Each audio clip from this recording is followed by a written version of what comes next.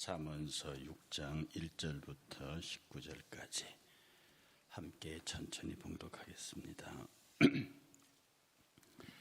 6장 1절 내 아들아 내가 만일 이웃을 위하여 담보하여 타인을 위하여 보증하였으면 내 입의 말로 내가 얽혔으며 내 입의 말로 인하여 잡히게 되었느니라.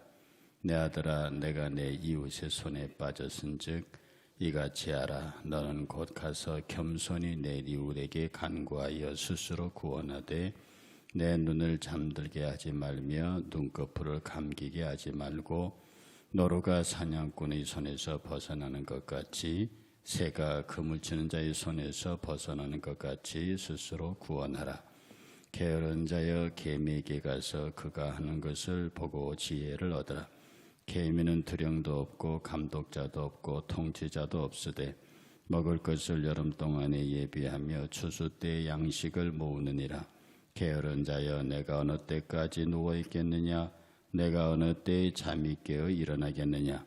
좀 더 자자, 좀 더 졸자, 손을 모으고 좀 더 누워 있자 하면 내 빈궁이 강도같이 오며 내 곤핍이 군사같이 이르리라.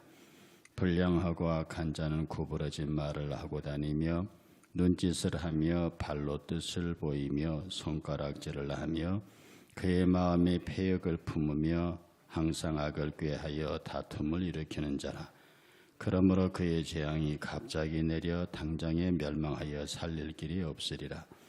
여호와께서 미워하시는 것 곧 그의 마음에 싫어하는 것이 67가지이니 곧 교만한 눈과 거짓된 혀와 무죄한 자의 피를 흘리는 손과 악한 괴교를 꾀하는 마음과 빨리 악으로 달려가는 팔과 거짓을 말하는 망령된 증인과 및 형제 사이를 이간하는 자니라. 아멘. 경제적인 문제에서 성경이 금하는 가장 구체적인 사유 중에 하나가 보증 서지 말라는 겁니다. 왜냐하면 사람의 일을 보증할 수 있는 것은 하나님뿐이십니다. 고로 나의 것을 걸고 내 생명으로부터 내 소유를 걸고 남의 일을 보증하는 것, 굉장히 의리가 있고 인간다운 것 같지만 그것은 스스로 자신을 버리는 일이라고 오늘 본문이 가르칩니다. 원래 보증 정서는 운명 공동체 의식에서 나옵니다. 그래서 저 사람이 망하면 나도 같이 망해도 이의가 없다라고 하는 아주 시족 사회의 부족 공동체의 운명 공동체 의식이 있을 때 나온 그런 정서적인 배경을 갖고 있습니다. 실제로 우리나라의 경제붕의 역사에서 이 빚보증 때문에 폐가 망신한 집이 한두 집이 아니라는 거죠. 그래서 성도와 성도 사이의 물질의 교제는 첫째, 그냥 주라.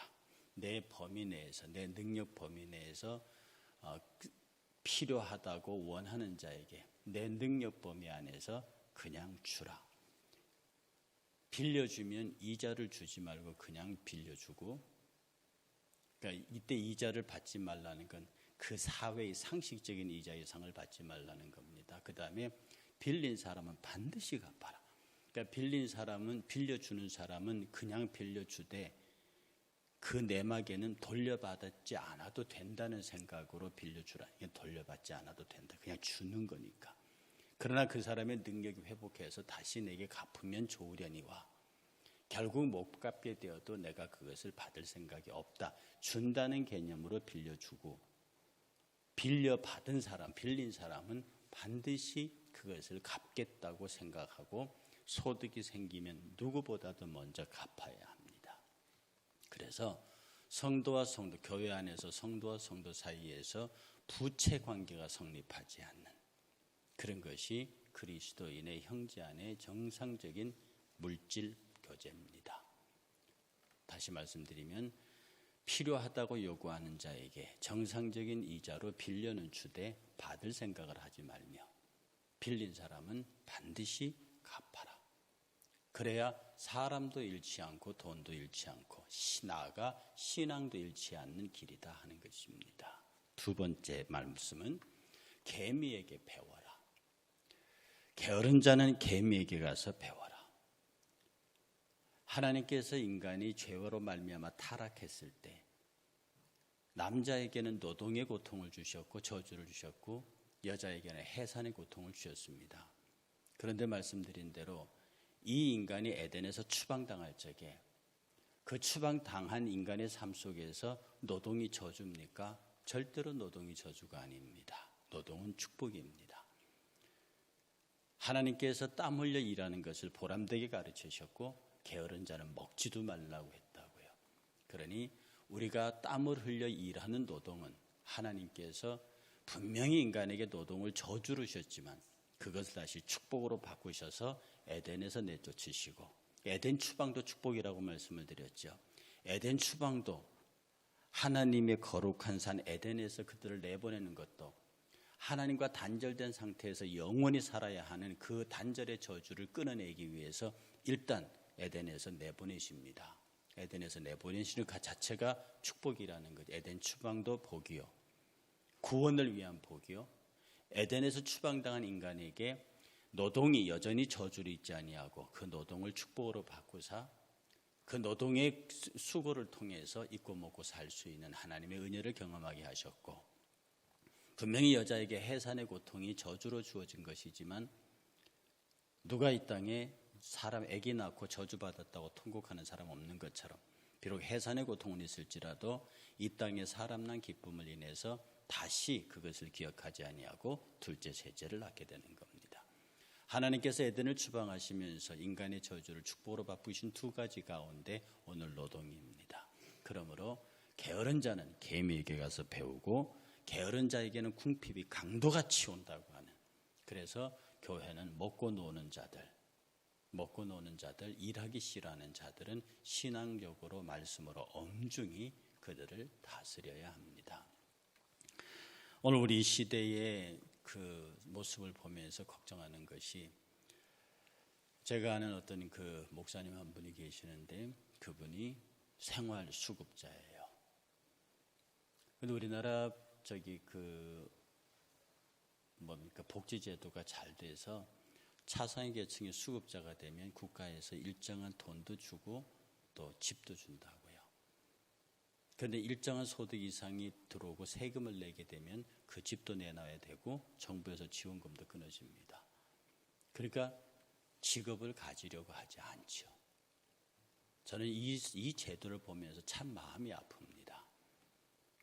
어떻게 해서 노동을 해서 직장을 가지게 되면 국가가 준 집도 내놔야 되고 지원금도 내놓기 때문에 직업을 갖지 않냐, 그냥 국가에서 주는 집에 적은 돈이지만 몇백만 원 가지고 살겠다고 하는 이 모습들을 보면서 하나님, 이게 복지사회는 아니죠.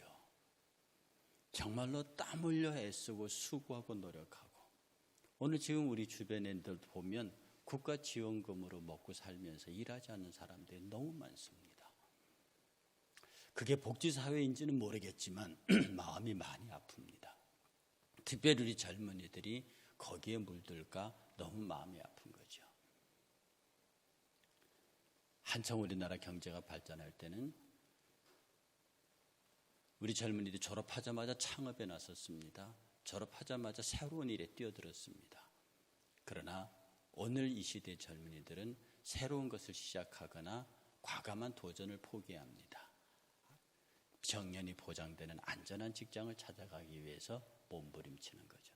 과연 이런 나라에 더 훌륭한 미래가 있을까?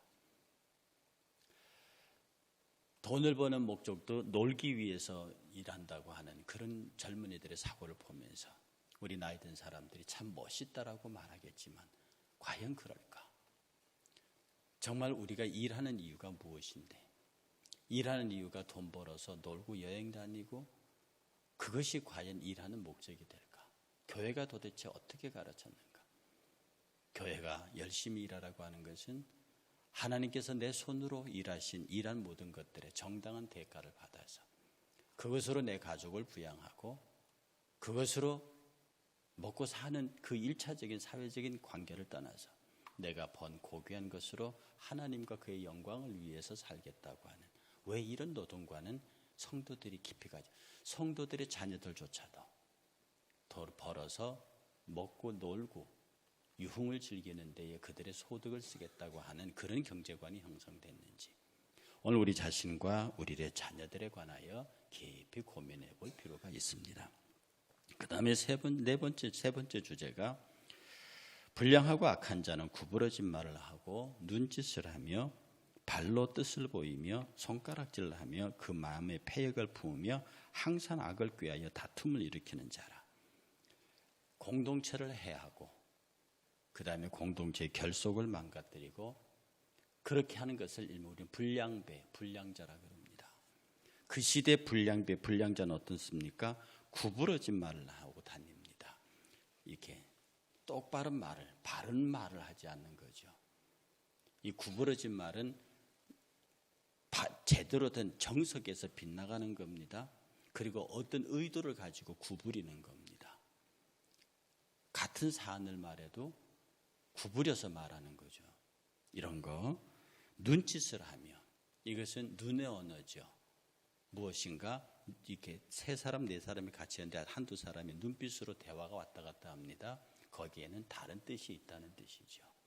이런 눈빛으로 자기의 말로 의사를 정확히 표현하지 아니하고 눈으로 몇 사람이 의사를 교환해서 파당을 짓는 것. 발로 뜻을 눈으로 말하고 발로 뜻을 보이는 건 무엇인가 감추고 있다는 뜻입니다. 무엇인가 감추고 있다는 뜻이고, 발의 언어가 통하는 사람, 눈의 언어가 통하는 사람, 손가락의 언어로 통하는 사람. 참 성경의 표현이 기묘합니다. 눈으로 말하고 발로 말하고 손으로 말합니다. 그 마음에 패역을 품습니다. 썩은 마음이란 뜻이죠. 거스리고 썩은 거란 뜻이죠. 항상 악을 꾀하며 하나님의 뜻과 반대되는 일들을 행하며 다툼을 일으켜요. 어찌 그곳에 그 말과 그 사람과 어울리면 다툼이 일어납니까? 그곳에는 사람을 칭찬하는 것은 없고요, 사람의 허물을 얘기하고요. 그래서 눈짓과 발짓과 손짓이 통하는 사람들끼리,